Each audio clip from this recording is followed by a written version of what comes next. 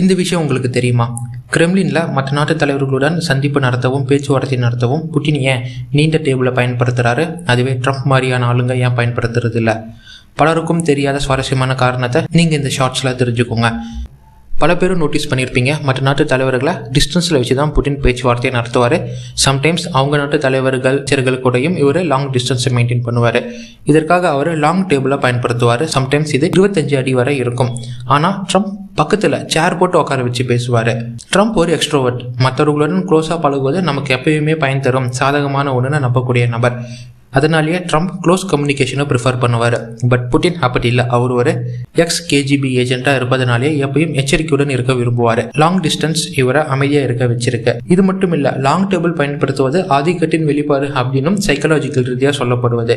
எதிரில் இருக்கும் தலைவர்களுக்கு யாருன்னு காட்ட புட்டின் இந்த யுக்தியாக பயன்படுத்தலாம். லாஸ்ட்டாக எல்லாத்த விடவும் ரஷ்யாவின் முக்கியத்துவமானது புட்டின் அவருடைய பாதுகாப்பு. சப்போஸ் ஏதோ ஒன்று நடந்தால் கூட லாங் டேபிள் அதற்கு ரியாக்ட் பண்ணும் டைமை புட்டினுக்கு தரும். இதுதான் புட்டினுக்கும் மற்ற நாட்டு தலைவர்களுக்கும் உள்ள வித்தியாசம். இது மாதிரி பல சுவாரஸ்யமான செய்திகளை தெரிந்து கொள்ள ஆயுதம் அப்படிங்கிற நம்ம பேஜை ஃபாலோ பண்ணிக்கோங்க.